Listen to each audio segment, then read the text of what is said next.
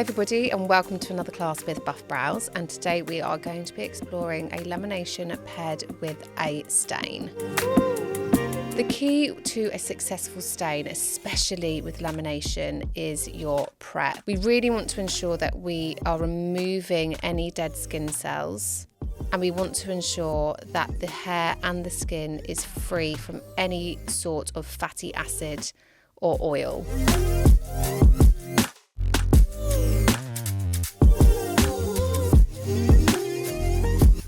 Now, achieving a stain done on its own isn't too difficult, but achieving a good stain and skin grab paired with lamination is much harder, and that's because most lamination systems contain some kind of ingredient that moisturize the skin and the hair, whether it's one ingredient, several ingredients. These ingredients hold a lot of moisture, and that could be in the form of water, glycerine, etc. And these all form a barrier. Constantly preparing the skin and the hair is really important throughout the lamination so that the skin grab is successful. And don't forget that every single brand and product is different, so the application of your stain is going to differ. Even the ratio of the stain to developer is different between different brands and different types of compositions of stains.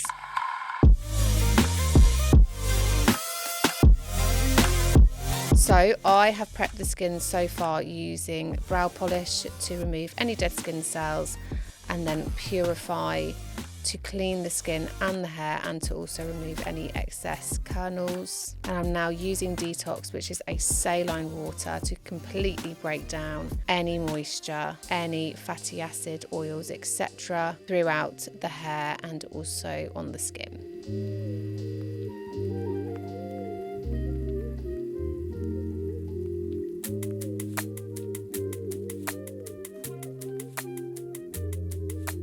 So I'm kicking off our lamination with step 1 from the Cysteamine range, and I'm applying quite a generous amount of product, and I'm working it through the brows.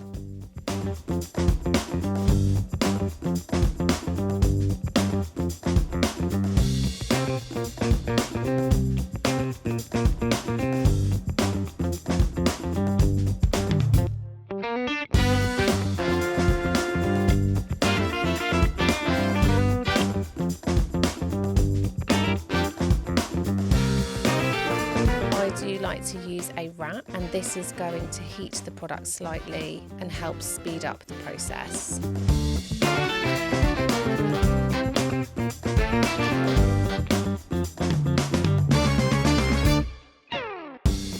We only want to apply the wrap for 2 minutes at a time to avoid over processing the hairs.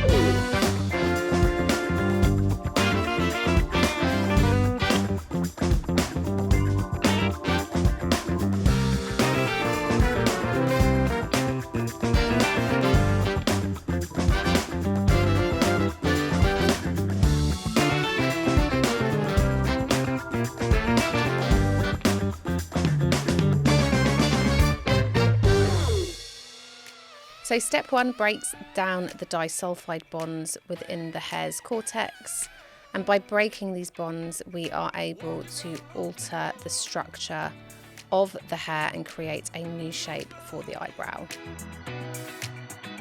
So once your step 1 timings are complete, we can remove any residue prior to applying step 2.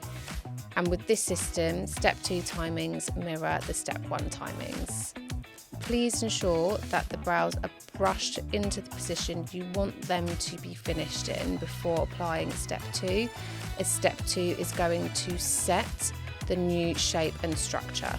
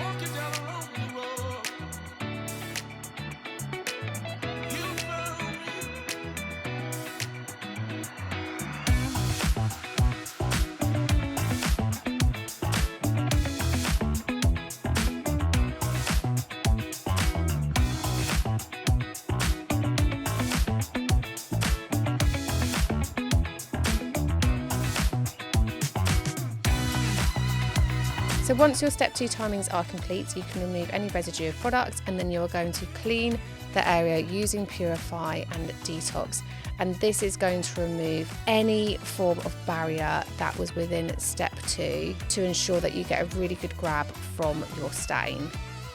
This is super important, and this can be the difference between a successful stain and an unsuccessful stain.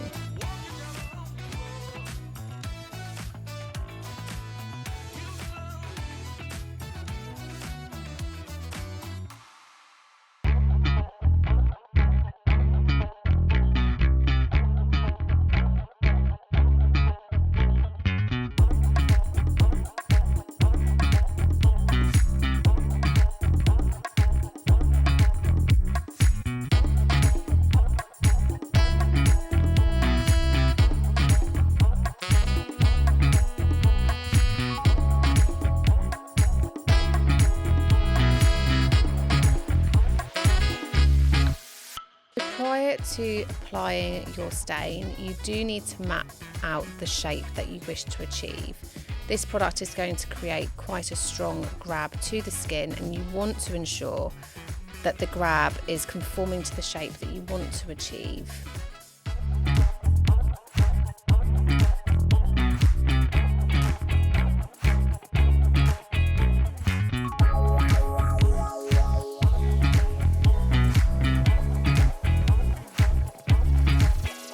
So most stains have an affinity to oxygen. This is more so towards water and gel-based stains. And what this means is that the product needs to interact with oxygen in order to develop, which is why you want to apply your stain in really thin layers. And this ensures that each layer and every part of the stain interacts with oxygen so that you get a thorough development.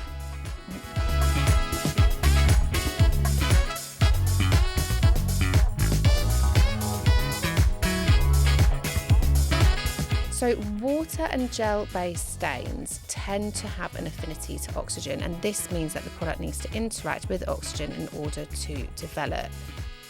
Therefore, you do want to ensure that you're applying the stain in very thin layers so that all parts of the stain is able to develop.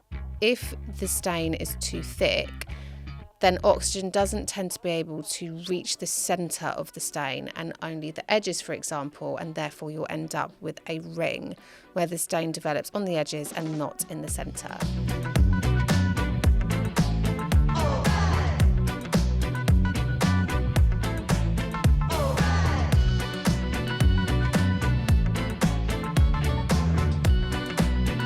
So each layer does need to be thin enough that it is able to interact with oxygen. I tend to apply 3 layers.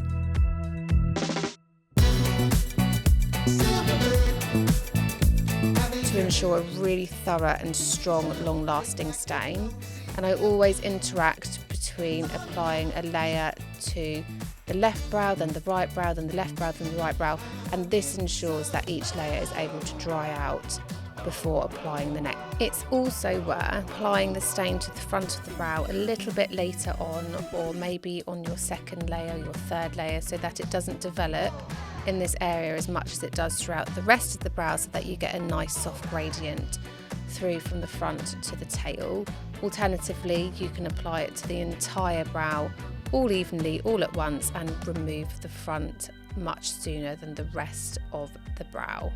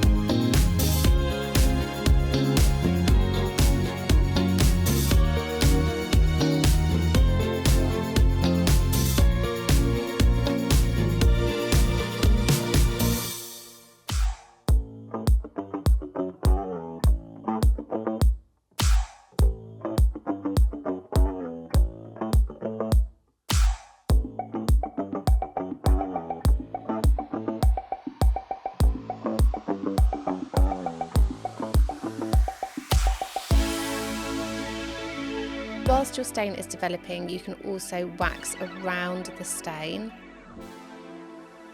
This is going to save you time and is absolutely fine to do, as your stain should be completely dry.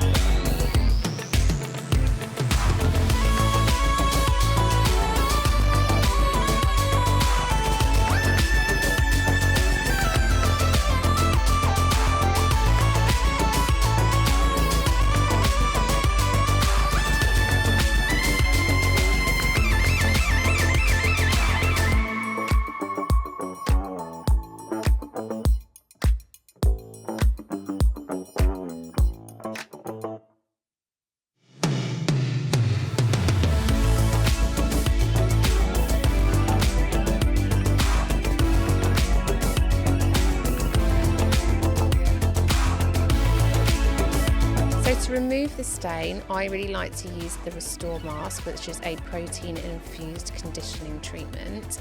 And this is going to shift the stain really nicely in order for you to be able to remove it with ease.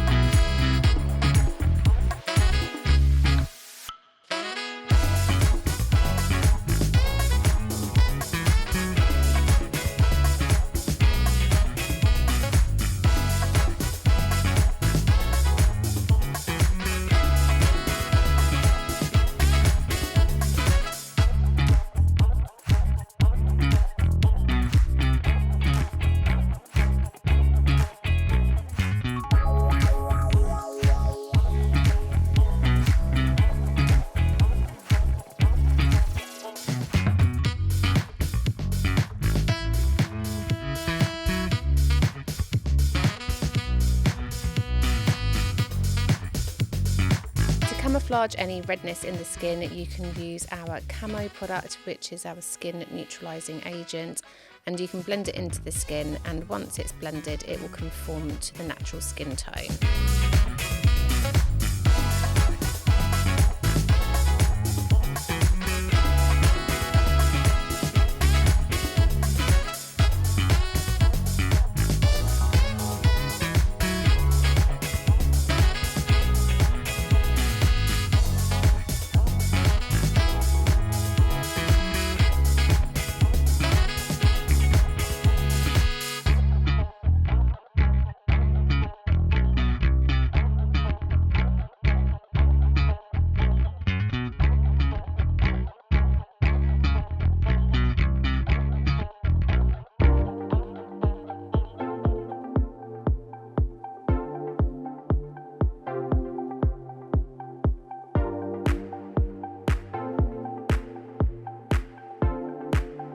And if you do want a little bit of a highlight along the bottom of the brow, you can use a very small amount of concealer from the Bare Necessities palette, and that is going to give you a really nice little highlight and contour along the bottom.